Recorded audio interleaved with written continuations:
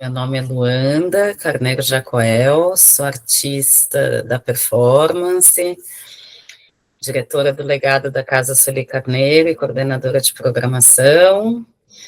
Faço a curadoria do nosso quarto festival, Memória Negra e Reparação em Afluência. E essa aqui é um convite para a gente estar na Roda das Artes, conversando com a artista Charmele Bicalho, compartilhando trajetórias, inspirações, vivências no campo da arte. A conversa vai percorrer temas como processo criativo, visibilidade, autoria, narrativas negras, arte e ativismo, desafios e estratégias para sustentar trabalhos negros em espaços historicamente brancos, e muito mais que virá nessa nossa troca. Um prazer ter você aqui, Charlene. O Festival da Casa Sueli Carneiro, ele é realizado com o apoio do PROMAC, Programa Municipal de Apoio a Projetos Culturais da Secretaria Municipal de Cultura de São Paulo, e conta com financiamento do Grupo DASA. Agora eu vou apresentar um pouquinho da nossa convidada, Charlene Bicalho. É uma artista visual, pesquisadora, curadora independente, usa o desmanche de narrativas hegemônicas por meio de intervenções performáticas, instalações, vídeos, fotografias e objetos. Seu trabalho cria poéticas efêmeras diante das realidades coloniais a partir de investigações sobre relações de poder, reflexões sobre o legado de comunidades tradicionais e aprendizagem contra-hegemônica. É uma artista premiada por editais culturais. Nos últimos 14 anos participou de exposições e realizou ações na Alemanha, Argentina, Bélgica, Estados Unidos, França, Peru, Portugal, Uruguai. E no Brasil realizou trabalhos site-specific em diferentes instituições, como a Pinacoteca, o Centro Cultural de São Paulo e as redes do SESC. Foi uma das artistas indicadas do Prêmio Pipa de 2021 e atualmente ela é estudante de doutorado na Universidade do Texas, e ela orienta artistas por meio da mentoria Desmanches, que integra a Comissão de Seleção de Projetos Artísticos Culturais. Muito bem-vinda, Charlene, é uma alegria ter você aqui nessa roda e a gente poder ouvir mais do seu trabalho, conhecer mais da tua pesquisa. E te convido a você agora se fazer a sua autointrodução, né? Fiz uma introdução mais formal, nos moldes mais tradicionais de apresentação, e aí te dou a palavra para você começar a contar um pouco da gente, da sua trajetória, e como que também a gente chega juntas aqui nessa roda. Bem-vinda. Obrigada, Luanda. É um prazer estar aqui com vocês. Bom dia a todos, a todas, a todos aqui presentes. Quero agradecer a equipe que está aqui com a gente também, fazendo isso acontecer. Agradecer a Casa Sueli Carneiro, né, o seu convite, Luanda, e as nossas interlocuções, né, até a gente chegar até aqui. Para mim é uma honra estar aqui celebrando, né, o legado de Sueli Carneiro e celebrando a vida e a presença de Sueli Carneiro com a gente. E para mim esses momentos de diálogo, né, de prosa, de conversa, eles são sempre uma possibilidade, né, da gente se encontrar e a gente refletir sobre o que a gente vem fazendo, sobre o que a gente fez, sobre o que a gente faz, e eu acho que isso alarga os nossos fazeres e as nossas vivências, né.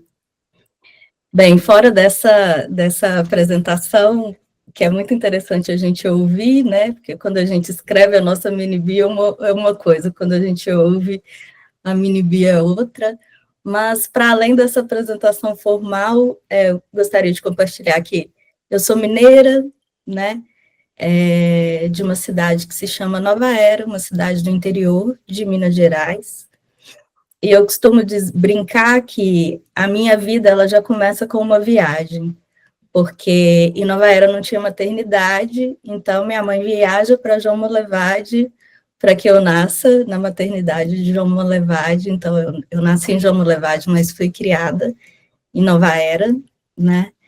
E nesse lugar eu me lembro com muita nitidez, de certa forma, da minha relação com aquele espaço, da relação do meu corpo, subindo pés de frutas, pegando frutas, né?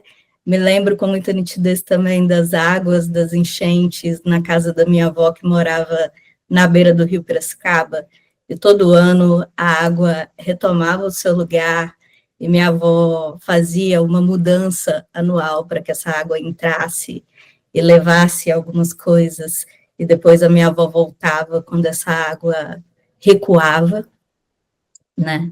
Nessa cidade foi também onde eu apresentei a minha primeira e única turnê de teatro, nessa cidade que não tinha teatro, que não tinha galeria de exposição, né? Mas que, mesmo assim, me proporcionou muitas vivências no campo das artes do corpo, né?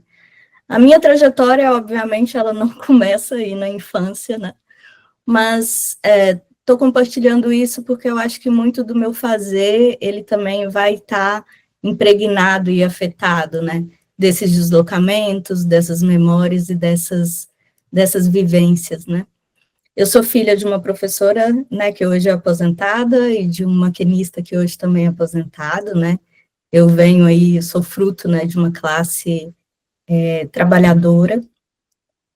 E esse meu fazer, eu acho que ele vem também muito impregnado de deslocamentos, então eu vou me deslocando para cidades e para estados, inicialmente, né, estados diferentes em busca de educação, né? Então, Nova era uma cidade muito pequena, e minha mãe é essa professora que sempre me incentivava a estudar, então eu vou fazendo umas retiradas, né? Então, eu me mudo, por exemplo, de Minas Gerais para o Espírito Santo para fazer o meu mestrado, e durante esse período, foi um período de deslocamento que me trouxe uma consciência do meu ser mulher negra, né? Isso lá já no auge dos meus 28 anos, né? Enquanto fruto de um relacionamento interracial.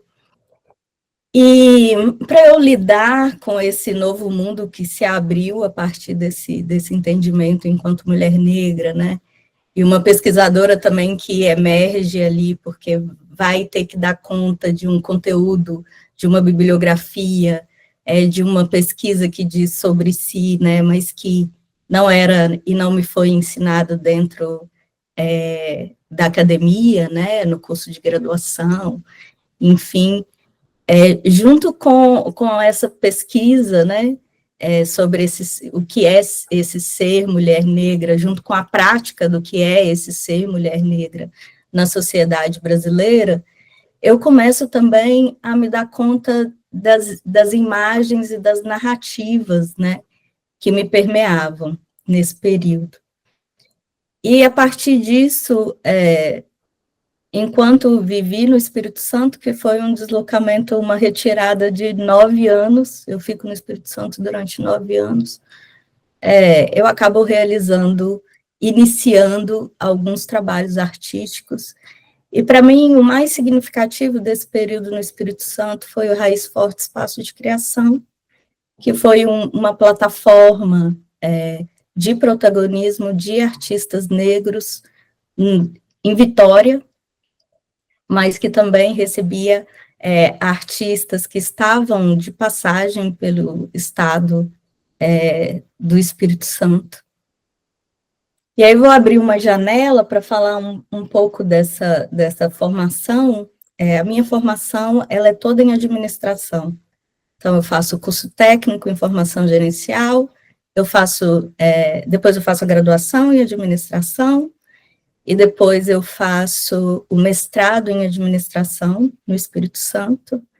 Então, toda a minha formação, ela vai passar por esse olhar que está no âmbito do administrativo, do gerencial, mas também um olhar que também vai também, de certa forma, direcionar trabalhos em coletivos, trabalhos em equipe, né, em uma outra área, isso na área da administração, mas depois eu vou falar um pouquinho sobre um trabalho específico que eu vejo muito, a minha formação em administração como de suma importância para que esses trabalhos artísticos eles se realizem, né, a partir desse olhar também, dessa gestão de projetos, enfim, isso, em determinado momento acontece uma confluência, né, dessas duas áreas de interesse. Depois eu vou fazer uma retirada para São Paulo, em 2019, né, e em São Paulo foi um momento muito significativo para mim também, porque em São Paulo eu tive a possibilidade de certa forma, distanciar um pouco do que eu tinha feito no Espírito Santo nos últimos anos, né? Tanto na área da gestão, mas também na área da curadoria, mas também enquanto artista. E aí eu começo a olhar para isso com certo distanciamento e organizar uma outra proposta que para mim também é bem significativa na minha trajetória, e é o que eu desenvolvo hoje também, que é a mentoria Desmanches. Então, eu começo a pensar em um espaço, não só de transmissão de conhecimento, mas também de um espaço de diálogo e de aprendizado para mim também, junto com com outras artistas, com outros artistas. Então, e isso é algo que eu ainda faço, né? Bem, e diante de algumas impossibilidades, mesmo estando em São Paulo, né, eu faço o meu último deslocamento até então, que é para Austin, né, para fazer o meu PhD no Departamento de Estudos Latino-Americanos da Universidade do Texas. E lá os meus interesses de pesquisa eles estão muito conectados com dois campos, né? Um é feminismos negros e o outro é a performance como prática pública. Então, é isso que tem me enchido os olhos nesse período dentro da Universidade do Texas, né?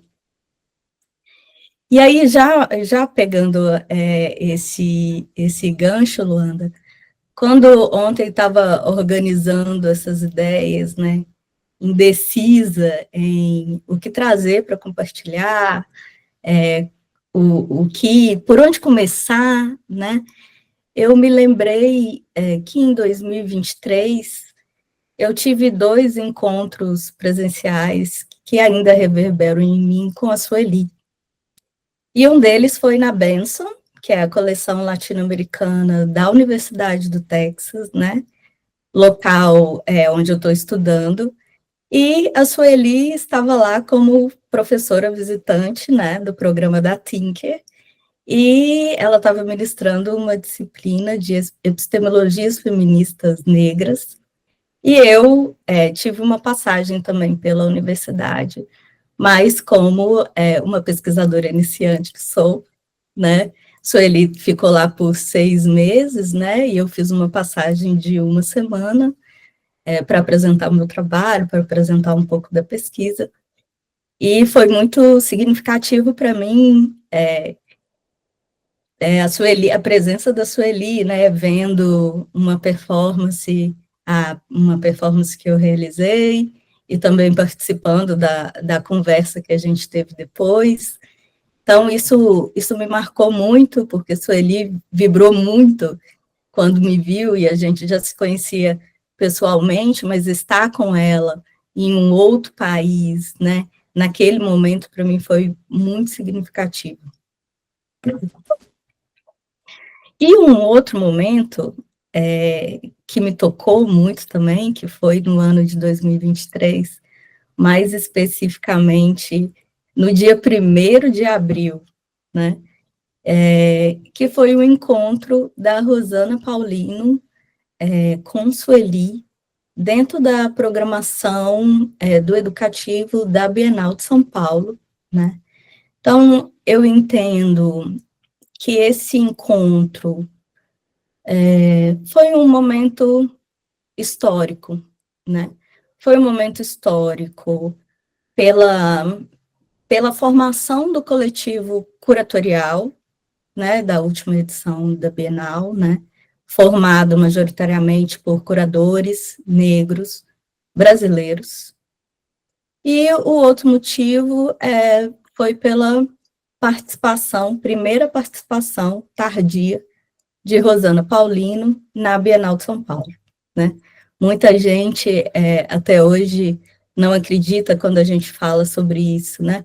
Que a Rosana faz a sua primeira participação na Bienal de São Paulo depois de ter feito sua participação na Bienal de Veneza.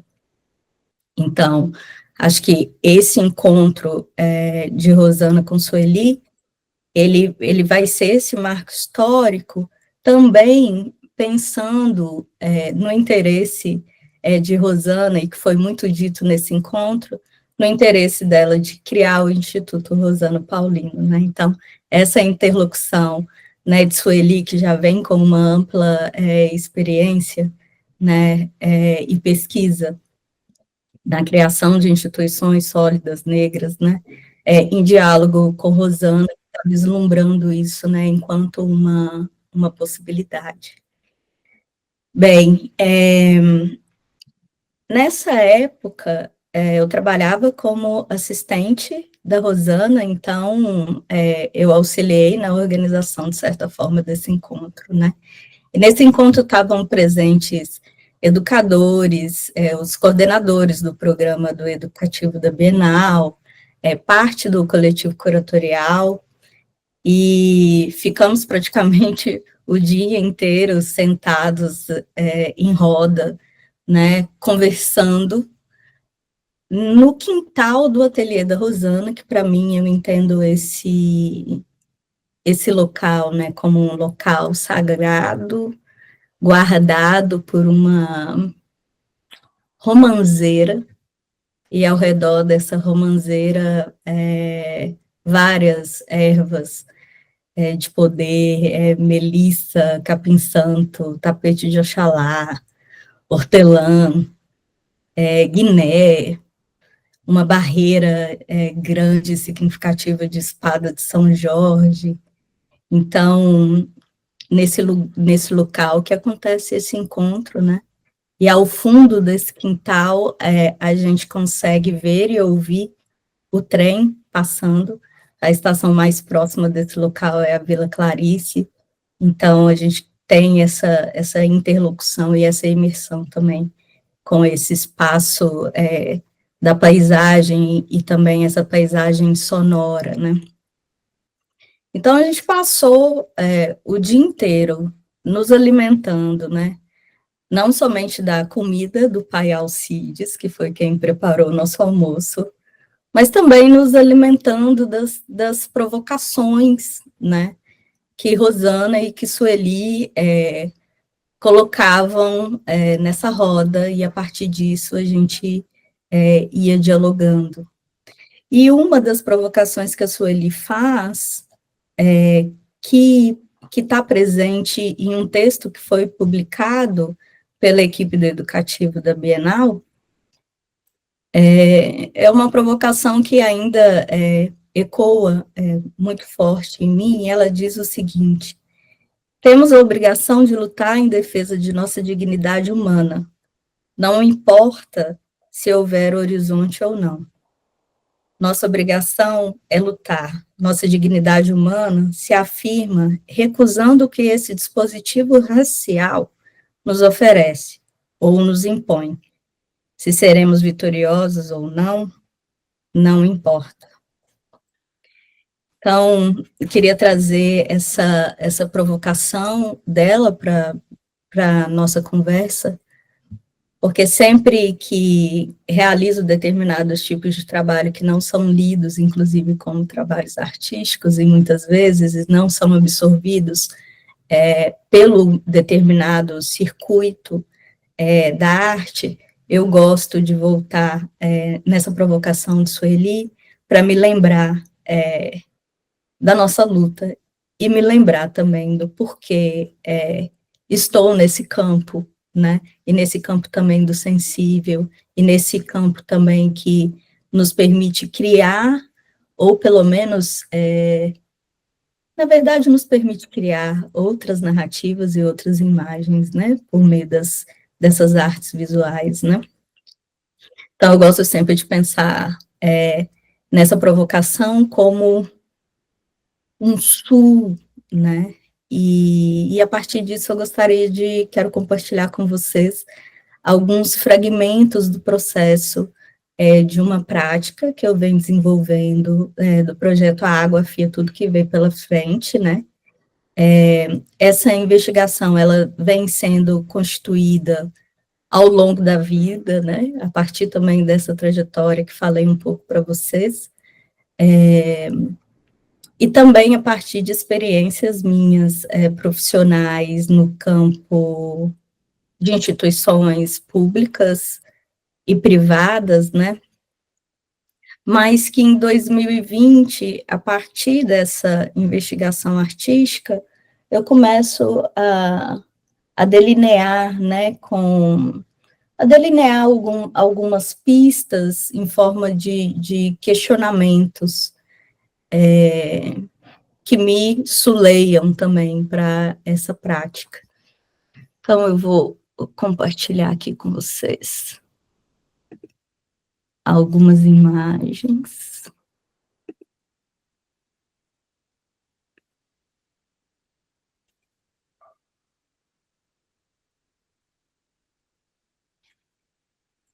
Tá ok? Vocês estão vendo? Deixa eu ver se eu... Tá dando para ver. Tá dando para ver? Sim, tá ok. Ok. Então, essa daqui é uma das imagens da Rosana e da Sueli, no ateliê da Rosana. A Rosana mostrando um dos trabalhos para a Sueli. Deixa eu ver aqui.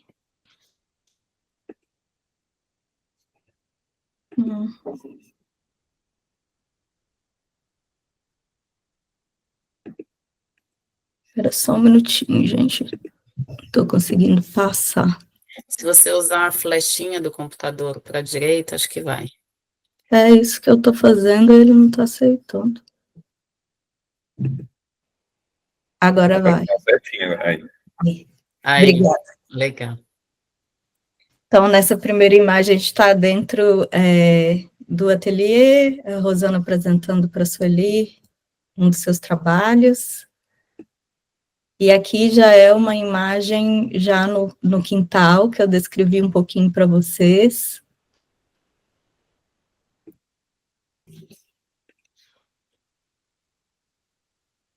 Né, as pessoas sentadas em roda, se alimentando ali,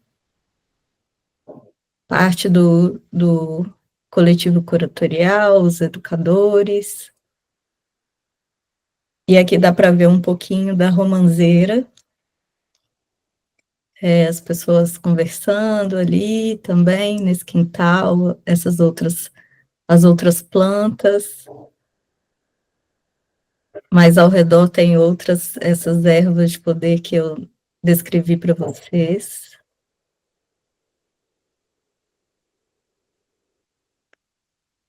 Pai Alcides, com seu peixe que preparou para a gente. E aí a gente vem, quando eu disse para vocês, né, que em 2020 eu começo a pensar em uma constelação de questionamentos que vão guiar essa investigação artística, né? Essa investigação artística, a água afia tudo que veio pela frente. Então, comecei a me perguntar como que se assentam as relações de poder dentro dessas instituições de arte, né? Começo a pensar também se seria possível criar espaços de liberdade junto com um grupo de pessoas, né, um grupo de trabalhadores, que são as pessoas que manuseiam a água no seu ofício dentro de instituições de arte, que são as pessoas que trabalham na manutenção da limpeza desses espaços, né, que querendo ou não, a gente está falando de quem está na base da pirâmide, né, e, consequentemente, são as pessoas mais controladas, né, dentro dessa instituição. Como que seria ativar imaginários e escutas aparentemente impossíveis, né, se a existência dessas pessoas, ela é aniquilada, né, e aí usando também o conceito de Sueli de dispositivo racial, né, essas pessoas sequer elas são humanas dentro dessas instituições de arte, né, seria possível escutá-las, né, e para fazer isso, será que seria possível desativar algumas relações de poder existentes, né, alguns mecanismos de opressão destinados a esse grupo de pessoas, né? Como que seria criar canais de comunicação fora dessa hierarquia de poder, né? E começo também a me questionar dentro do campo da imagem, e também no campo do encontro, desses encontros que eu proponho junto com esse grupo, quando eu vou realizar essa investigação, se seria possível reposicionar a dor, né, dessas pessoas, de certa forma.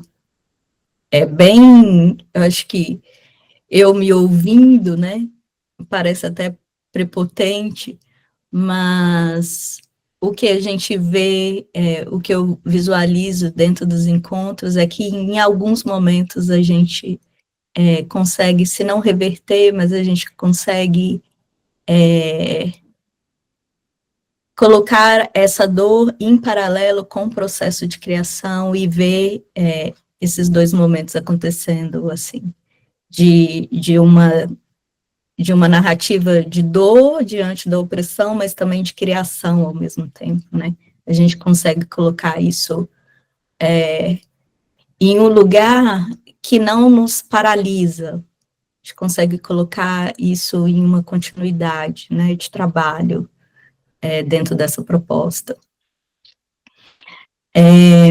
Com relação à forma, né, desse trabalho, eu vou pensar muito nessa forma do triângulo, né, então eu vou mostrar um pouco à frente como que esse trabalho vai se desdobrando e como que a presença dessa forma, né, ela vai se mostrar presente em várias etapas do trabalho. E esse triângulo invertido, a gente pode também pensar aqui do ponto de vista químico, né, é o símbolo da água, né, do H2O, do ponto de vista químico, quer dizer, né, do ponto de vista físico, essa água, ela pode estar em seu estado sólido, em seu estado líquido e também em seu estado gasoso, então essa água, ela é muito poderosa nesse sentido, né, que ela pode mudar de estado. E do ponto de vista espiritual, né, que essa água, ela pode ser um catalisador, né, de energia e algo transformador também no campo do espiritual.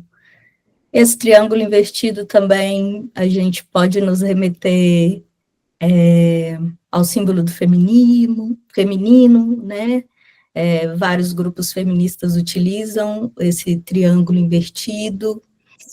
Então, eu gosto de pensar nesse triângulo dessa forma, mas esse triângulo, ele é me apresentado durante a minha graduação, né, para pensar pirâmides hierárquicas dentro de instituições de arte, né.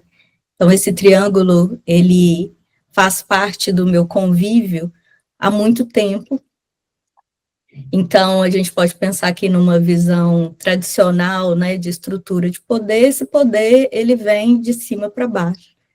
E nessa investigação artística, eu gosto de pensar e de fabular, né, um reposicionamento, né, a inversão que pode ser desse triângulo, e se a gente consegue fazer uma inversão, a gente vê que ele precisa de outras formas de sustentação. Esse triângulo, ele não se sustenta sozinho, invertido.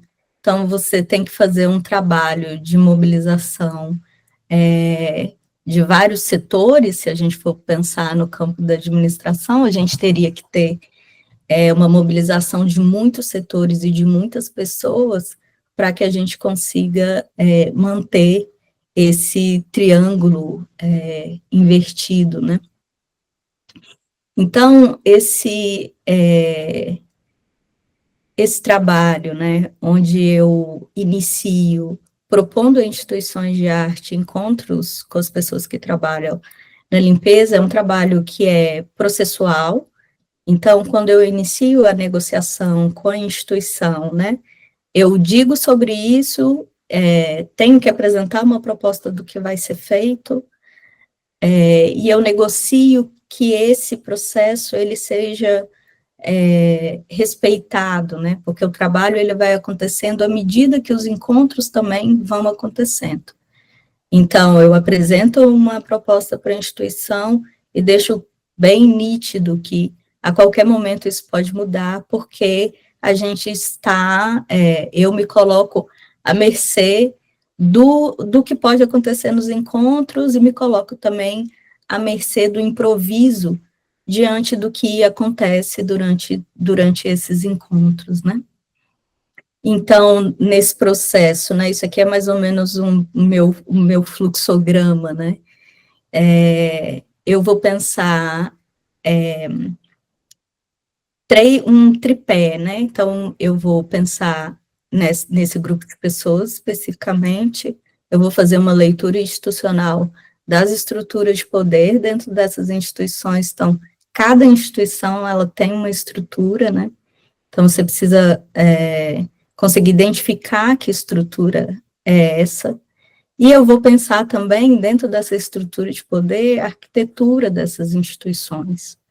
Porque a arquitetura, ela vai me auxiliar a visualizar em que lugar essas pessoas estão dentro dessa estrutura, se elas estão totalmente separadas, que estrutura que elas têm de necessidades básicas, né, para poder fazer o trabalho delas, e são estruturas que são simples, às vezes se elas têm um vestiário, se elas têm um local para guardar suas coisas, e é interessante pensar também nessa arquitetura de como que dentro dessas instituições de arte, muitas das vezes a gente simplesmente não vê essas pessoas. Então, a gente não vai ver, por exemplo, se a gente for na Pinacoteca de São Paulo, provavelmente a gente não vai ver essas pessoas dentro do espaço expositivo, fazendo o seu trabalho dentro do espaço expositivo, no horário de visitação, né? Então, essa arquitetura também vai dizer um pouco disso e de quais espaços essas pessoas podem transitar e quando elas podem transitar nesses espaços, né? Então, geralmente, as pessoas fazem esse trabalho antes do período de visitação ou depois, o que auxilia na construção de uma imagem de que essas pessoas não existem e que esse trabalho ele não é feito, né? E aí eu vou pensar num conceito que eu venho formulando de infiltração. E nessa infiltração eu vou pensar que é possível uma criação de espaços efêmeros de liberdade, né? Eu vou fazer as negociações institucionais e eu vou pensar também dentro dessa arquitetura em objetos que informam a presença desse grupo de pessoas dentro da instituição para elaborar instalações como materialização dessa investigação artística. O trabalho que eu vou mostrar para vocês, ele aconteceu no Sesc Belenzinho, e aí eu vou continuar aí no ano de 2023, né, que foi o ano desses 2 encontros presenciais para a Sueli, muito significativos. Então, quando a gente vai pensar esse sítio específico, né, esse site específico, O Sesc Belenzinho, ele era uma fábrica. Ele era uma fábrica de tecelagem do Moinho Santista, que começou a funcionar em 1937, e depois ele fica um período abandonado e vai ser inaugurado em 98. E aí é bem interessante, foi bem interessante fazer esse trabalho lá, porque a água, esse elemento que está permeando não só no campo do metafórico, mas também no campo do real, pensando que nós somos constituídos por água, e essa água que está dentro do nosso corpo é o que nos sustenta. No Sesc Belenzinho, a gente tem, na sua arquitetura, grandes piscinas, né? Então, eu tinha ali todo o tempo um acúmulo significativo de corpo d'água dentro desse equipamento, né? E esse aqui é uma imagem que está com uma definição muito ruim, mas eu achei bem interessante que o Sesc Belenzinho, ele está localizado na várzea do Rio Tietê, e a demarcação da área dele é a formação também de um triângulo. E é interessante pensar também que essas empresas, né, no caso, essa empresa do Moinho Santista, precisava de água, né, para o seu processo de produção, e até hoje, esse Sesc, ele utiliza água de poço artesiano, e essa água é utilizada na limpeza desse equipamento, e tem muitos prédios sendo construídos nessa área justamente por causa disso, porque tem um lençol freático, e esses prédios utilizam dessa água também para fazer limpeza, e para utilizar em outros lugares, né, da instituição, mas também na área da limpeza. E o objeto que eu vou, junto da feitura desse trabalho, o objeto que já vinha me chamando a atenção, mas que eu vou começar a me debruçar em cima dele com mais afinco, vamos dizer assim, é esse cavalete de sinalização. E esse cavalete de sinalização, né, na verdade, ele é um objeto de uso obrigatório. Então, se tem alguma área molhada, esse cavalete precisa estar sinalizando a presença dessa água, né, para que evite acidentes. E aí, um dado interessante é que quando eu cheguei para fazer o trabalho no Sesc Belenzinho, eu pedi para a encarregada alguns cavaletes, porque eu gostaria de sinalizar onde os encontros seriam realizados. E ela me perguntou se eu estava falando dos advogados do Sesc. Aí eu fiquei confusa na hora e fiquei, mas como assim os advogados do Sesc? Não, são só os cavaletes. E aí ela me disse que, na verdade, aqueles cavaletes, eles eram os advogados do Sesc, porque se algum frequentador cair, escorregar e cair, e esse piso não tiver sinalizado,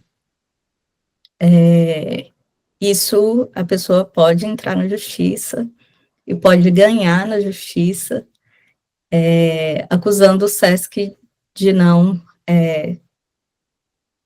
estar trabalhando corretamente dentro da NR 26, né?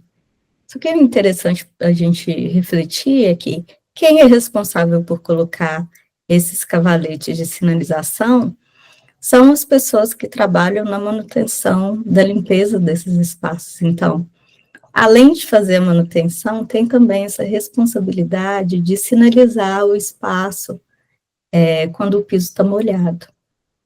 Então, uma vez que a responsabilidade deles é como se eles tivessem a responsabilidade de defesa do Sesc diante dos frequentadores. Então, é uma responsabilidade muito grande, né?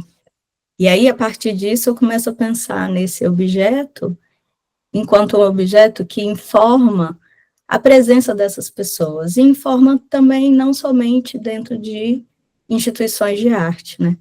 Então, se a gente está no metrô, se a gente está no restaurante, numa farmácia, em todos os lugares, é um objeto que é reconhecido mundialmente, porque é um objeto utilizado mundialmente, né? Então, se eu estou lá em Austin também, o tempo inteiro eu estou me deparando também com esses cavaletes de sinalização.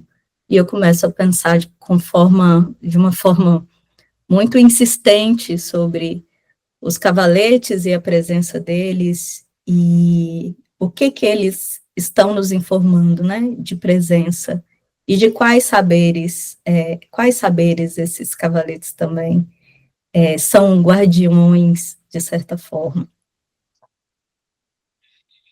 Bem, nesses encontros que eu proponho com os trabalhadores, eu visualizo esses encontros performáticos, porque eles vão tensionar a instituição que ele vai tensionar, na verdade, diálogos dentro da instituição, diálogos que às vezes que não podem acontecer, e às vezes diálogos que não são feitos, tendo em vista que essas pessoas não são vistas como humanos, acho que a gente pode colocar nesses termos, né? E quando eu digo isso, esse pensamento, ele parte de um relato de uma das trabalhadoras, que diz o seguinte: como eles são terceirizados, a gente está falando de um grupo de pessoas que não faz parte do corpo de trabalhadores da instituição, porque são terceirizados. Então, eles estão fora, mas eles estão dentro, porque o trabalho deles é realizado dentro dessa instituição, né? Que é um fenômeno da modernização, né?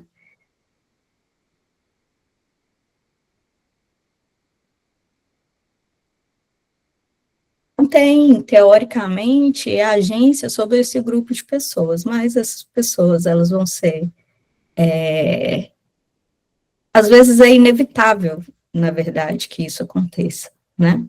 E no relato, essa pessoa diz que eles, quando ingressam nessa empresa terceirizada, eles são instruídos a não dialogar com os funcionários do SESC.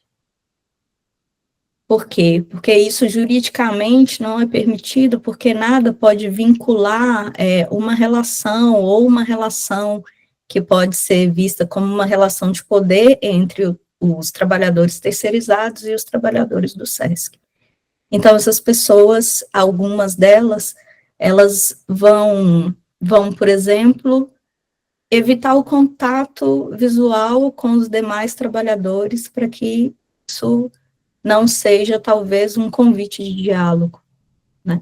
Quando a gente pensa nisso, a gente pode relacionar essa ausência, por exemplo, de contato visual, como um corte abrupto, né, de uma possível relação de afeto, né? Então, ali você já aniquila com essa relação de afeto. E esse trabalho, essa investigação, quando a gente transita por determinados lugares onde essas pessoas geralmente não transitam, isso aguça uma curiosidade e, às vezes, um diálogo entre os trabalhadores terceirizados e os trabalhadores do SESC, a partir do momento que essas pessoas ocupam lugares que geralmente elas não ocupam.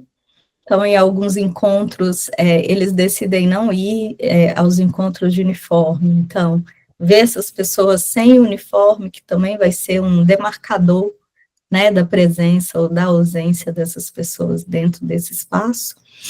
Quando ele também não existe, também existe uma outra possibilidade de relação com essas pessoas, né? Então, no Sesc Belenzinho, a gente passou por todos esses lugares que foram escolhidos por eles de ocupação, né? Como se a gente estivesse fazendo uma retomada desses lugares, que na verdade são os lugares onde eles atuam fazendo a limpeza, né? Por todo o espaço. E aí, a partir desses encontros, junto com uma equipe, eu vou pensar como criar um arquivo comunitário, né, desses encontros. E aí, isso se materializou, por exemplo, nessa série que se chama Águas para lá em direção ao declive, que são fotografias e pílulas de vídeo, que eu vou pensar a inserção dessas pessoas dentro da instituição a partir desse material. Eu vou pensar como suporte as telas de programação de agenda da própria instituição. Então, essa é uma das materializações do trabalho, que são esses fragmentos de vídeo e de fotografia nessas telas de divulgação da programação, no intuito de inserir essas pessoas dentro da programação dessa instituição. Essa foto é do Paulo Pereira, essa imagem também aqui é do Paulo. Então, opa, só um minutinho. Então, a primeira e a terceira são imagens dos encontros, a segunda e a terceira são imagens do encontro, e a segunda é uma imagem da programação. E aqui a gente tem a primeira e a segunda como imagens dos encontros, e as duas últimas imagens da programação. Aqui é um dos nossos encontros na sala de reunião do administrativo, né? Que é um lugar que geralmente essas pessoas elas só entram para fazer o seu trabalho, e a gente vai ocupar esse espaço enquanto produtores mesmo de conhecimento, né? Sentados nessa mesa.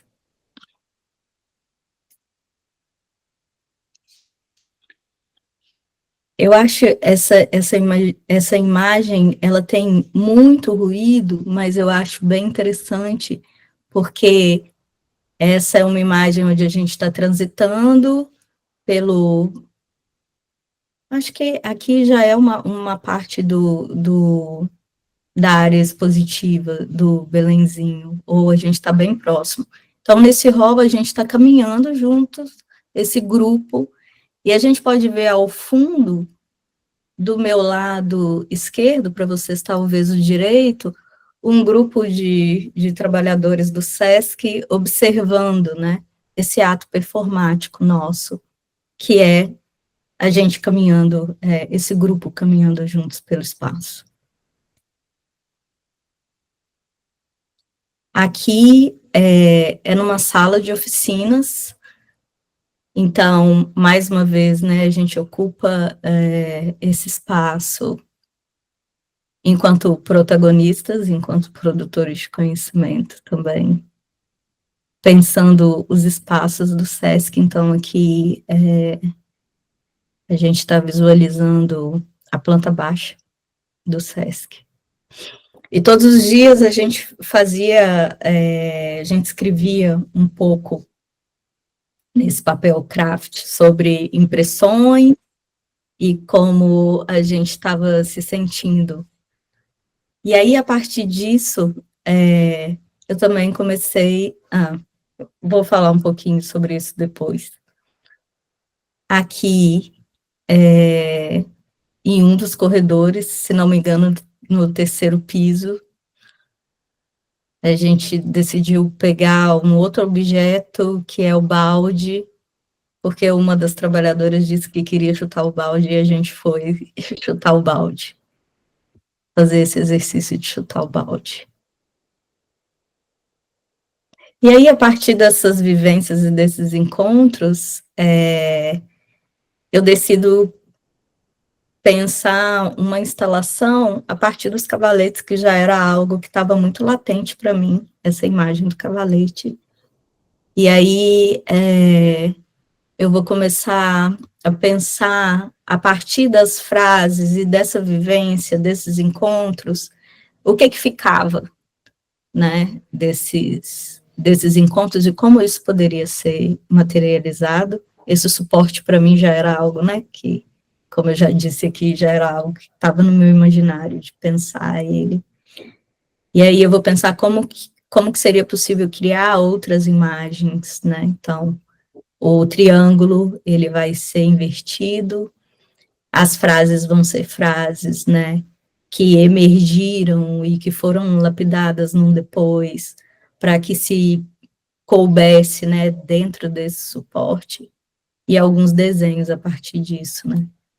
Então, primeiro, é uma série de 10 cavaletes, com frases diferentes e desenhos diferentes, né. Então, primeiro, secamos gelo, provocamos olhares dos frequentadores, a arte faz efeito, chutamos o balde, somos humanos, QAP Infra, esse QAP Infra é um chamado de rádio, então eles falam QAP, só que a questão é que, quando se trata dessa água empoçada, que é um trabalho que pode, a imagem que a gente pode pensar sobre ele é de que se seca gelo, né, porque o tempo inteiro tem alguma coisa molhada, e tem muita infiltração dentro desses espaços, e aí se a gente pensar os privados e os públicos muito mais, né, que às vezes não tem um contrato de manutenção predial, né, em determinado momento alguém disse que o problema não era da manutenção da limpeza, mas sim da infraestrutura, e eu gosto muito de pensar nesse cavalete especificamente, porque eu acho que ele é uma grande metáfora de como a sociedade brasileira está alicerçada, né? Porque o problema é de uma infraestrutura mesmo, o problema é de como a sociedade está organizada, né? Se a gente pensar, quando a gente pensa nesse grupo, por exemplo, e quando a gente pensa que de 65% a 70% da população que trabalha em limpeza são pessoas negras. Então, o QAP tem que ser para a infraestrutura mesmo, né, de como essa sociedade está estruturada. Estamos com a alma lavada, cuidado, estamos hidratadas, somos livres, me sinto vingada. Então, essa é a série. E uma das materializações desse trabalho, né? O outro são os avisos luminosos da série Infiltração de Baixo para Cima, que é um tríptico fotográfico pensando ainda sobre essa forma do triângulo e dessa relação de poder.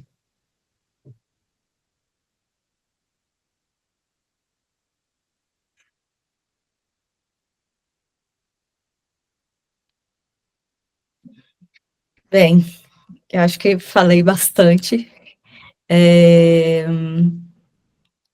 Não sei, Luanda, se a gente abre aí agora para a conversa, se você quer colocar alguma coisa. Oi, Charlene, obrigada pela super apresentação. Eu acho que foi para mim também. Aprendi muito, né, sobre o teu trabalho, coisas que eu li, que a gente conversou, mas que tomaram outra dimensão com essa apresentação assim tão detalhada e profunda.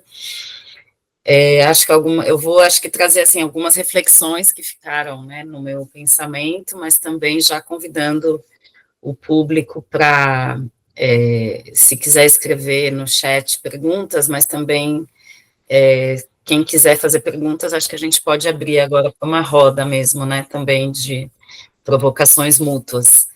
Então, fiquei pensando muito na relação também de arte e ativismo, né, também não sei, arte e ativismo ou artivismo, não sei como você vê esses conceitos, ou se você vê a sua arte nesses lugares e como que você pensa isso relacionado ao seu trabalho. Assim, fico curiosa para te ouvir nessa reflexão, também pensando, né, nesse encontro com Rosana e Sueli. Então, Sueli, né, que se diz, né, se denomina ativista e o tempo inteiro diz como a militância e o ativismo informam toda a produção, né, intelectual dela, como também uma intelectual orgânica que vem de um movimento negro, né? E aí esse encontro com Rosana, que é uma artista e que também está dialogando, né, com temas que também dialogam com uma militância negra, com memória, reparação também, né, que são questões, temas, né, aqui do nosso festival. Eu fiquei pensando muito também no nome, né, do festival, que é Memória Negra, Reparação e Afluência, e na medida que você está trazendo, né, esses corpos invisibilizados, né, que também tem uma relação com a água, né, então essas afluências, esses encontros e essas travessias na escolha, né, dessa temática que envolve tanto a água quanto o corpo mesmo como um território de uma invisibilidade e de uma performatividade nessas instituições. Então, também, né, em que medida que a arte e a instituição também estão em diálogo, eu fico pensando também muito na Casa Sueli Carneiro, quando a gente também vira um espaço, né, a gente é uma instituição, mas a gente resolveu usar o nome casa para ser um lugar de acolhimento, um lugar onde as pessoas possam se sentir em casa, mas a gente já não é mais a casa que eu cresci, que a gente viveu como família, agora é um espaço coletivo, então o público e o privado, então como que a gente também redesenha essas instituições, redefine, reinterpreta, né, como que a nossa prática artística, né, pensando também nas questões desses corpos afrodiaspóricos, informam diferentes possibilidades de relação com o território, com o espaço. Então, assim, foram muitas coisas, acho que é mais para trazer elementos para a gente conversar, acho que o público pode também se juntar para a gente falar mais dessas temáticas. Obrigada. Eu quem agradeço a provocação. Acho que em outros momentos da minha trajetória eu me intitulei ativista, fotógrafa ativista, mas não é algo que eu me intitulo hoje. Eu acho que os meus trabalhos, eles vão estabelecer, eles acabam sendo, né, um espaço, querendo ou não, ao meu ver, de transformação social, né. Eu acho que o que a gente vem produzindo, né, tem uma estética que diz muito de quem a gente é, diz muito sobre a nossa forma de estar no mundo, né? Então, quando eu vou, por exemplo, escolher trabalhar com as pessoas que atuam na limpeza, eu estou querendo dialogar com a lembrança da minha avó, que criou 7 filhos com uma jazida de água no quintal de casa. Então, a partir desse poço artesiano, essa mulher, ela cria esses filhos manuseando e em diálogo constante com esse elemento. Então, quando a gente entra dentro de uma instituição, nesse outro lugar, que não nesse lugar, enquanto, por exemplo, alguém que trabalha na limpeza, o meu olhar, consequentemente, ele vai para esse grupo que manuseia a água, né? Então, eu também gosto de pensar que a gente está criando e constituindo poéticas que, obviamente, elas vão ser ativistas no final das contas, mas eu não gosto disso como um ponto de partida, de pensar a minha atuação enquanto artista a partir desse ponto de partida, porque eu acho que é uma caixinha também muito fácil da gente cair, e em outras vivências, e isso é muito frequente, né, a gente acaba se transformando em fetiche da branquitude, que acha que a gente só pode falar sobre determinados assuntos, e a gente só pode atuar enquanto ativista e não enquanto artista. E aí, isso se agrava profundamente quando essas pessoas não vão conseguir fazer uma leitura da nossa prática a partir dos pontos de referência que a gente tem, que é um ponto de referência conectado com saberes afrodiaspóricos. Então, não me posicionar dessa forma, para mim, é uma estratégia de tentativa de fuga dessas caixas que a branquitude está sempre tentando nos colocar e nos enquadrar, né? Então, eu acho que nesse momento da vida, eu estou pensando mais nesse aspecto e gosto de pensar mais em trabalhos que estão aí refletindo sobre transformação social, assim, mas não somente, né? E aí é muito interessante ver quando a gente, né, convida a Rosana e a Sueli para essa conversa, é muito interessante que são perspectivas diferentes, mas é muito interessante pensar que não são perspectivas também lineares, né? Essa coisa de se denominar enquanto, ou pode ser que a pessoa tenha uma longa trajetória e quando ela já está em outro estágio da trajetória, ela vai querer ser reconhecida como uma ativista nessa área, né?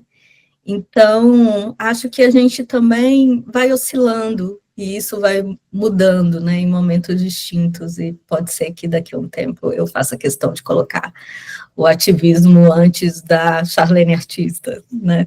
A Camila escreveu no chat: gostaria de agradecer imensamente, dizer que amei essa pesquisa no Sesc Belenzinho, especialmente a placa Aqui Enxugamos Gelo. É assim que me sinto, sendo arte educadora de uma instituição cultural. E compartilhar o texto citado pela Charlene, que achei aqui no site e compartilhar o texto citado pela Charlene, que achei aqui no site da Bienal. E aí ela colocou o link para quem quisesse seguir essa história. E aí a próxima é a Tayane, querida, bem-vinda.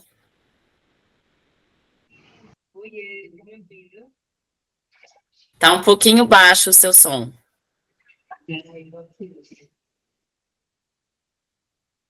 Tá melhor agora? Sim. Melhorou? Pronto. Ai, que ótimo estar aqui com vocês, que felicidade. Quarto festival, né? Parabéns, Luanda, a equipe da casa também. Que pena que eu não estou aí. E que bom que está sendo virtual. Charlene, eu conheci o teu trabalho, eu estava no Texas também nessa época que a Sueli estava, né? E assim, acho que impactou a vida de todo mundo ter vivido esse momento com a dona Sueli. Eu acho que eu tinha acabado de chegar quando você fez sua apresentação e tudo mais, mas a gente não conseguiu se encontrar, né? Estou em Recife agora, eu sou de Recife, e aí foi massa poder te encontrar aqui virtualmente, né? E aí fiquei pensando um pouco sobre algumas coisas que tu falou, mas principalmente uma coisa que você repetiu sobre estar à mercê, né? A gente está à mercê, estávamos à mercê, eu estava à mercê. E como a casa mexe muito comigo nesse sentido do legado, né? É uma coisa que eu falo para as pessoas quando eu falo sobre a casa, é que ter ido para o festival ano passado e ter conhecido a equipe de perto, né? Pessoas bem jovens também, ter visto Luanda de frente, assim, ver outra skin de Luanda, como diretora da casa, né? Me fez acreditar em legado, né? E essas pessoas que passaram pelo caminho da Sueli, que são trazidas de volta para perto, né? Para compartilharem, de fato. Para mim, tudo isso é muito bonito. E eu estou muito feliz com a iniciativa da casa, assim, sempre fico vibrando. Estou terminando a minha tese agora, então estou quietinha em Recife. Mas aí, voltando, você ficou falando de estar à mercê. E de ser da administração, né? Eu tenho pensado ultimamente muito nessas trajetórias que a gente tem feito, e com a dona Sueli acho que eu aprendi muito de aceitar mesmo que as trajetórias que não são lineares, elas são diversas e que elas vêm de lugares distintos, né?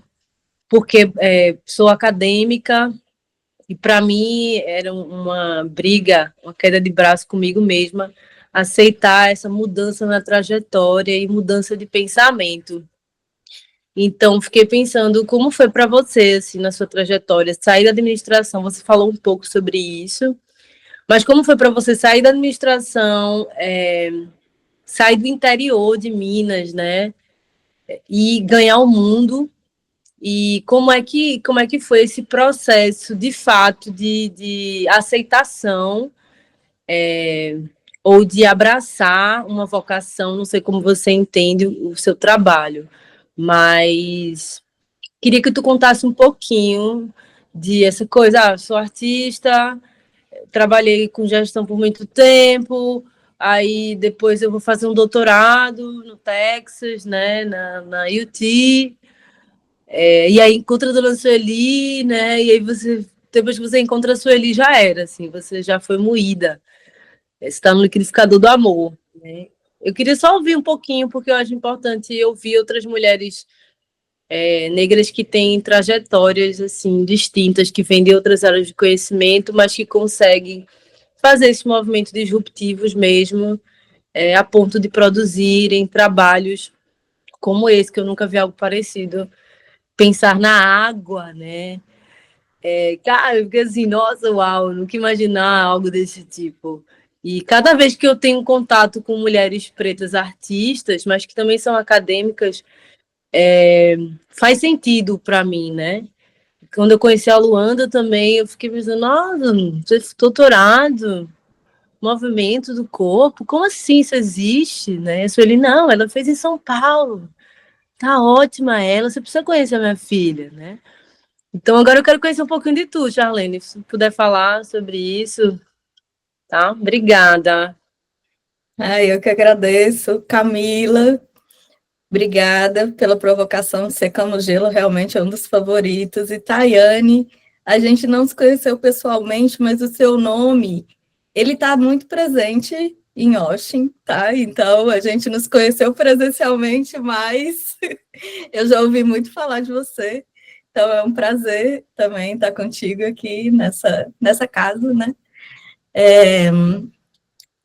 Com relação a essa questão da trajetória, foi um processo, de fato, e também foi complexo para mim conciliar as duas áreas e pensar em um trabalho conceitual onde, de fato, eu conseguisse ver a confluência de duas áreas aparentemente tão distintas em um mesmo trabalho, né? Então, hoje eu estou muito radiante, porque eu acho que eu cheguei em um lugar onde eu consigo ver a confluência dessas duas áreas de conhecimento, né? E faço questão de dizer isso, e faço questão de dizer sobre a minha formação na área da administração, né? Até para a gente pensar de forma mais rizomática, né, também. Sobretudo, existe uma geração, antes das políticas de cotas, né, a gente tem aí uma geração de artistas que, de certa forma, nesse momento, não foram absorvidos por um determinado circuito comercial de arte, mas que não passaram pela academia e têm trabalhos muito potentes e vigorosos, né? E aí, eu acho que é importante também dizer do meu contexto familiar, quando eu decido fazer o curso técnico, eu queria fazer, na verdade, teatro, né? Eu queria fazer artes cênicas.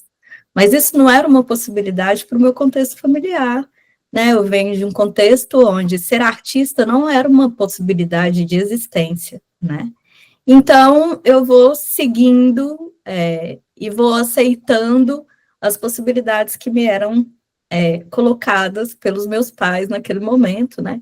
Então, qualquer cidade do interior, a gente vai encontrar um curso de administração, um curso de direito e um curso de contabilidade, que são os cursos de graduação mais fáceis de serem implementados em qualquer centro universitário ou instituição ou universidade, né? Porque você precisa de poucos recursos para implementar esses cursos, e dentre essas opções que eu tinha, eu fui para administração, né? E fui fazer o curso técnico, e fui fazer administração. Só que toda a minha vivência na infância, né, ela ficou armazenada em alguma parte do corpo, ou em várias partes do corpo. E acaba que na minha retirada para o Espírito Santo, eu sou convidada, eu começo a fazer os trabalhos artísticos, e acabo sendo convidada para atuar como diretora de um teatro. Olha só, que ironia da vida, não é mesmo? Eu lá, já com meu mestrado em administração, vou parar dentro de um teatro. E aí, junto com esse cargo público, eu vou criar o Raiz Forte Espaço de Criação, que era um espaço independente de protagonismo negro, né? E veja bem, esse espaço, de certa forma, ele também vai me formar enquanto artista, a partir do contato com outros artistas, com os quais eu dialogava naquele período. E eu decido abrir esse espaço porque, quando eu começo a circular em espaços de arte, pensando museus, sobretudo museus dentro do Espírito Santo, eu vou passar a ouvir, e também pensando que, na maioria das vezes, eu era a única mulher negra, junto de um grupo de artistas, eu começo a ouvir coisas do tipo, mas releva, porque, na verdade, ela não é artista, né? Na verdade, não existe um grupo de artistas negros profissionais, né? Quando a gente diz artista negro profissional, essa pessoa está querendo dizer, essa pessoa não vive disso, né? Então, a gente destoa desse grupo, né, muitas vezes, herdeiros ou não, né, mas que sempre ocuparam esses espaços. Então, quando eu começo a transitar por esses espaços e começo a ouvir isso, e me vejo cercada por outros artistas da área de artes visuais, da área de música, da área do teatro, porque eu atuava como diretora do teatro, né, eu penso, bom, então a gente vai abrir um espaço para esses artistas poderem apresentar o que estão fazendo. E aí, essa retomada para o campo da arte, ela vem com toda a força nesse momento, e depois eu vou fazendo outras retiradas, e só quando eu me mudo para São Paulo, que isso foi em 2019, é que eu vou conseguir dizer com todas as letras, sim, eu sou artista. E eu sou uma artista, se essa é uma questão para você, sim, eu sou uma artista profissional, e eu, naquele momento, banco isso, né? Banco isso como, né? Às vezes, não é somente fazendo sua produção artística, né? Às vezes, você não vai conseguir pagar todos os boletos, e no meu caso, eu não conseguia pagar todos os boletos a partir da minha produção. Mas tudo que advém da minha produção era um somatório para que eu conseguisse pagar esses boletos, né? E aí, usando de muita estratégia de como fazer isso, e dos conhecimentos da administração, né? E eu costumo dizer que a administradora proporciona para a Charlene artista viabilizar muito dos projetos e dos sonhos que ela tem. Então, hoje, de fato, eu consigo ver essas duas personas, né, unidas, às vezes, trabalhando em prol de um sonho ou de um desejo, e fazendo isso, de fato, ser materializado. Não sei se te respondi. Com certeza, respondeu. Obrigada. Será que a gente tem alguma pergunta a mais dos nossos participantes? Alguém que quer trazer alguma coisa para a roda, uma reflexão, uma provocação? Ela está perguntando como que foi as articulações com o SESC para você conseguir realizar a pesquisa. Tá. Acho que mais ela está escrevendo mais um pouquinho, mas pode começar aí depois. Tá. Eu realizei essa investigação no SESC 24, em uma exposição coletiva com 10 artistas, e me fizeram o convite para fazer essa obra comissionada, né? Então, foi a primeira vez que eu realizei essa investigação no SESC. Nessa edição do Sesc Belenzinho e na edição do Sesc Quitandinha já foi uma outra estrutura, porque eu fui uma artista convidada para realizar uma obra comissionada dentro de um projeto maior, que era o projeto dos Brasis, né? Então, a minha negociação, ela se deu com a produtora do projeto, que era a mesma produtora de 253, se não me engano, artistas, e com a estrutura do SESC, diretamente com o Departamento de Artes Visuais e com o Departamento de Serviços e a empresa terceirizada. Então, geralmente é um trabalho que tem aí de 3 a 4 instâncias de negociação, né? Para eu realizar essa negociação, eu estruturei uma equipe, né? Porque geralmente essas produtoras, né, que pegam projetos muito grandes, como um projeto dos Brasis, ela tem uma imensidão de demandas para lidar, né? Então, acho que a primeira negociação eu preciso fazer um trabalho onde eu tenha autonomia de ter uma equipe, né, para poder, de fato, dar conta de realizar esse trabalho. Então, eu acho que essa, para mim, é a primeira negociação e ela é fundante de todas as outras, né? Porque dessa forma eu consigo criar um espaço de trabalho e de autonomia. E aí as demais negociações, elas, com os setores do SESC e com a empresa terceirizada, ela vai sendo acompanhada por essa produtora, mas os diálogos, eles fluem, né, porque eu não fico à mercê, né, à mercê, mais uma vez, dessa produtora, então isso me dá uma autonomia de trabalho. E aí também é uma negociação também em diversas camadas, porque eu vou colocando dentro dessa negociação alguns pontos que são fundamentais para o trabalho. Um deles é que essas pessoas sejam remuneradas, né, dentro desse valor de trabalho comissionado. Então, tem lá um valor do comissionamento da obra, mas também tem um valor de participação dessas pessoas, e essas pessoas recebem para participarem dos encontros. Então, esse é um ponto que às vezes se abre para negociação, mas a gente, para mim, é fundante pensar que ou essas pessoas recebem, ou elas têm que ser liberadas dentro da carga horária delas de trabalho, né, para participar. E os convites, eles são feitos, eu vou na instituição, faço o convite presencialmente, as pessoas, elas não são obrigadas a participar dos encontros. Então, só participa dos encontros quem topa participar dos encontros, né? Eu acho que tudo isso faz parte desse grande jogo de tabuleiro de negociações com essa instituição. E um outro ponto também que sempre tem que ser negociado é da não presença dos gestores do SESC nos encontros, né? Então, por isso que eu falo que entendo esses encontros enquanto encontros efêmeros de liberdade, porque eu tento dissolver, de certa forma, mesmo que momentaneamente, a presença dessa hierarquia de poder nos encontros, né?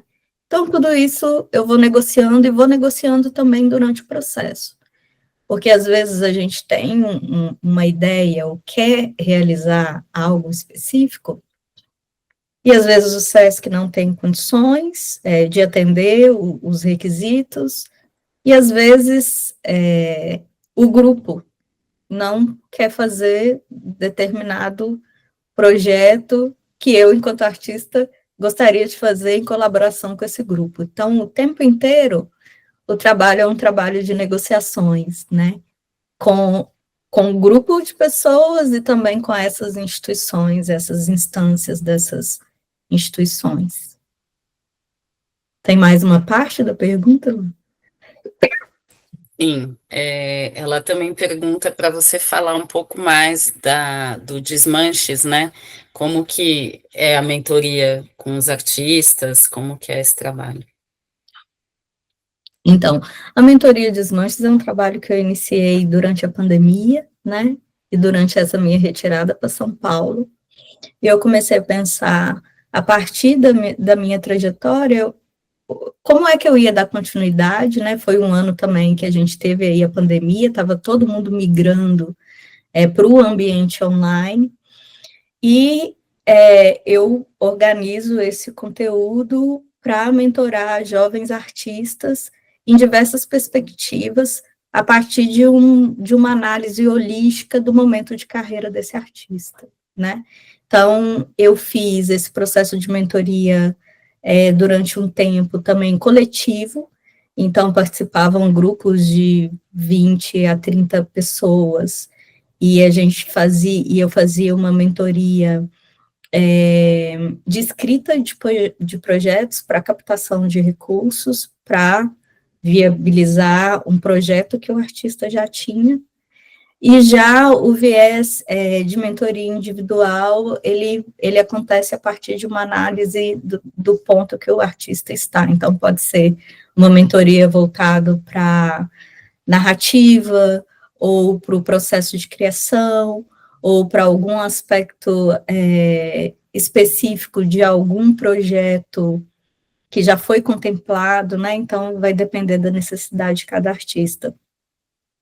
E esse é um trabalho que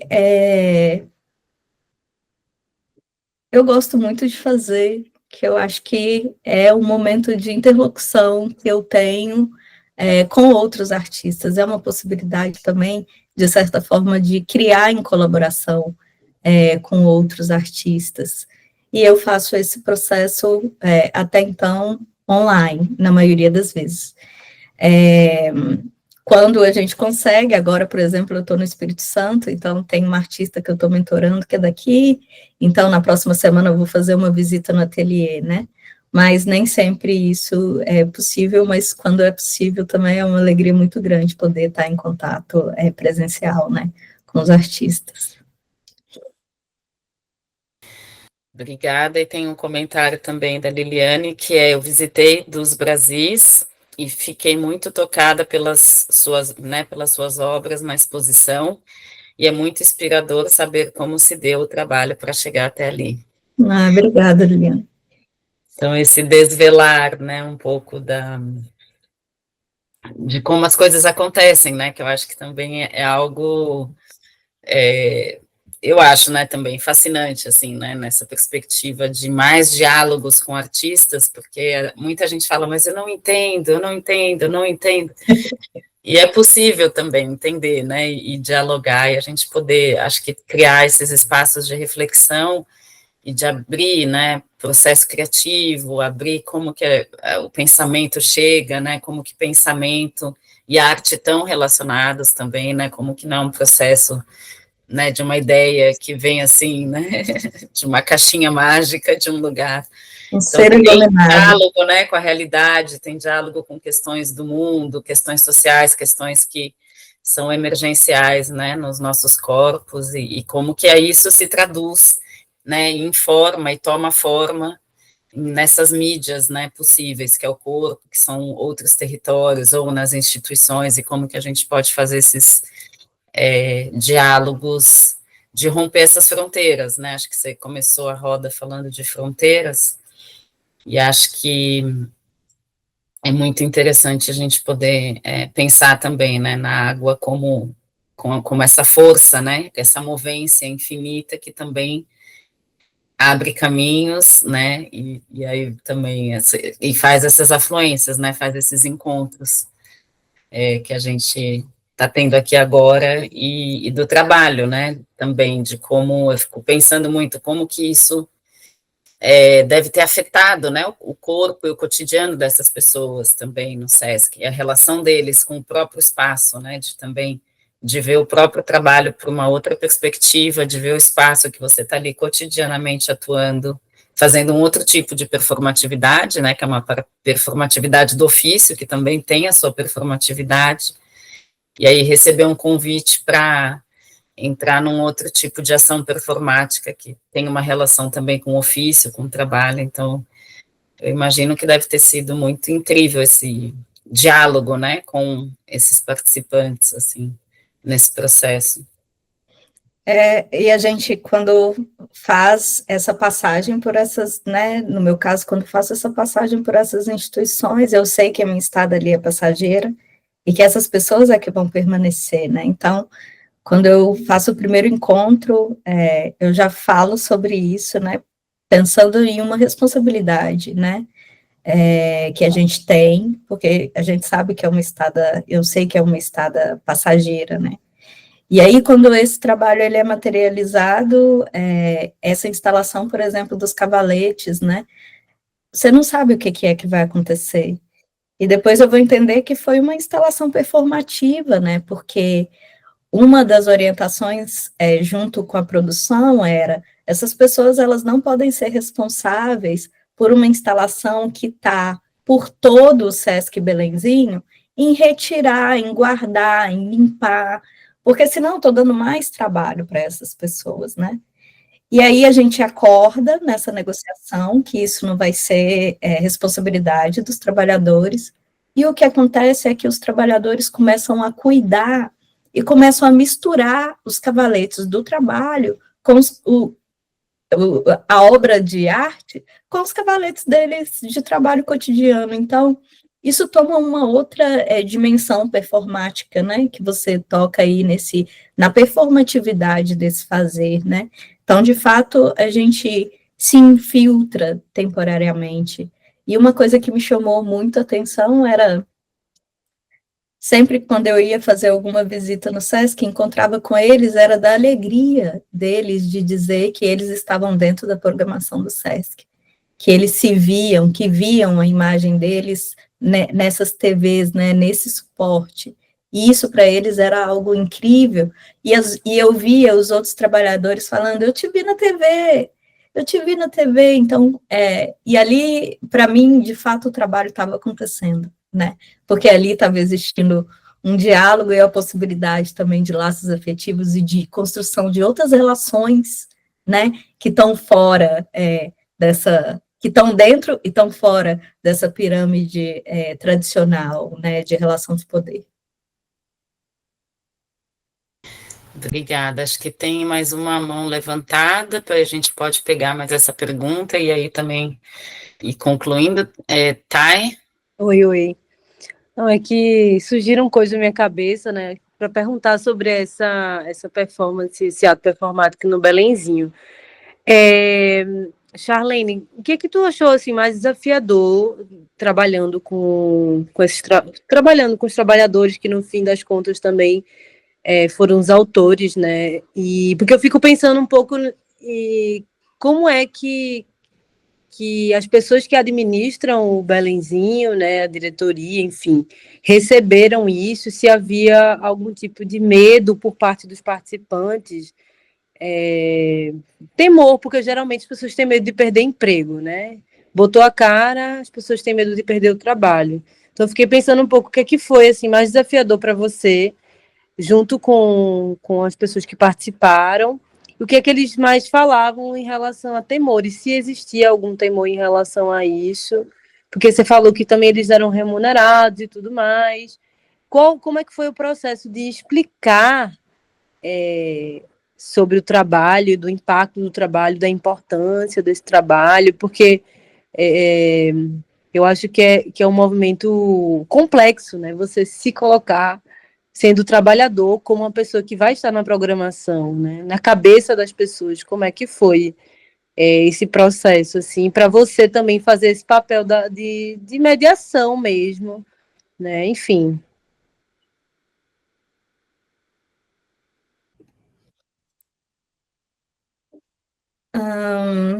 Esse foi um projeto que o convite me chegou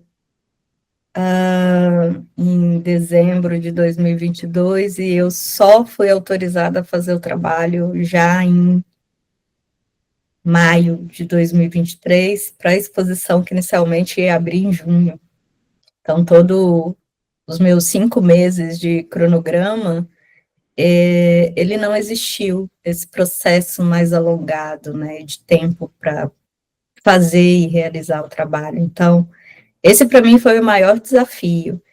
E a produção justificou essa ausência de resposta e autorização para a realização do trabalho, justificou que a minha proposta ela foi escalonando, então isso chegou na gerência geral do SESC, porque eles estavam receosos em permitir que esse trabalho fosse realizado com esse grupo de pessoas, né?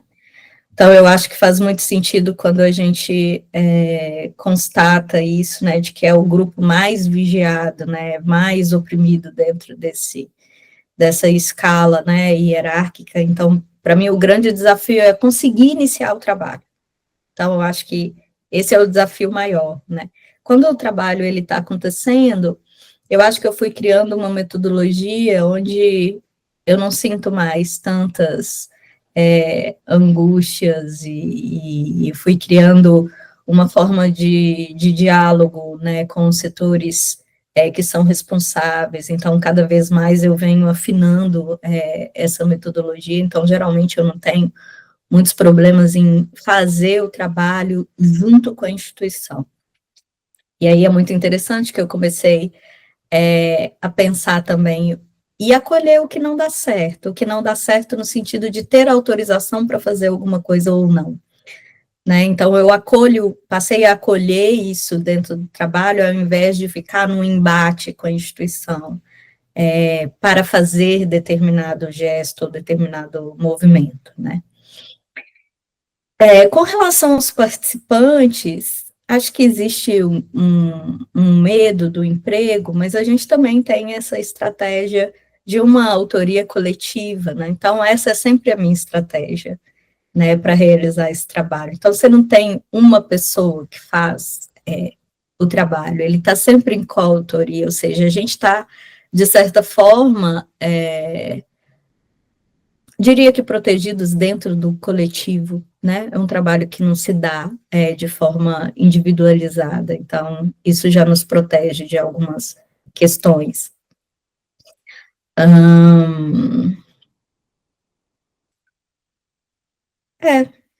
Acho que é isso. Acho que é isso, Tayane. Obrigada pelas perguntas. Você quer falar mais alguma coisa, Thay? Não, obrigada. Eu acho que ela esclareceu, que eu estava pensando muito nisso, né? Como é que os trabalhadores, como é que se convence de alguma forma também de que eles não vão estar expostos e tudo mais, né? Como é que lida com essa desconfiança, mas aí todo mundo se protege no coletivo, né? A gente volta para a dona Sueli de novo. Sim. Eu também fiquei pensando muito nisso. Obrigada pela pergunta. Bom, eu acho que a gente precisa encerrar. Não sei se você quer falar alguma coisa, Charlene, para fechar para abrir. Eu sempre falo, né, que a gente fecha para abrir, abrir para fechar, aquela coisa do círculo que não para, a roda que fica girando, né? Uma temporalidade transtemporal. Então, se você quiser fazer aí algum fechamento para abrir, depois eu faço o meu fechamento para abrir mais institucional. Tá bem. Bom, eu quero agradecer, Luanda, por esse espaço de interlocução mesmo, e a todo mundo que separou aí um tempinho dessa sexta-feira para estar aqui com a gente em diálogo. E desejo que essa conversa, que essa prosa nos ajude a desmanchar algumas coisas desse mundo da forma como ele está estruturado. É isso. Obrigada, também quero agradecer muito, né, a tua presença, o teu chamado, né, da gente ter conseguido fazer acontecer esse diálogo, que acho que a gente estava querendo, né, já tem um tempo, então também fiquei muito feliz, espero que a gente possa em algum momento também fazer ele presencial e trazer teu trabalho também presencialmente para casa, será uma alegria. Obrigada a todas e todos que participaram, né, bom também ouvir aí as vozes conhecidas que também acompanham e apoiam a casa, Tayane, Liliane, obrigada pela presença. Obrigada pela nossa equipe de comunicação, Eric, Natália, obrigada, Meire e Kelly, pela interpretação de Libras. E o festival ainda segue, hoje à tarde temos atividades presenciais na casa, temos à noite atividade no Aparelho Luzia. Então, quem está em São Paulo, siga a nossa programação, venham. E sábado e domingo temos atividades também presenciais na casa. Venham, que ainda temos mais 3 dias de festival acontecendo. E muito obrigada pela participação de todos. E até breve. Até. Até, obrigada.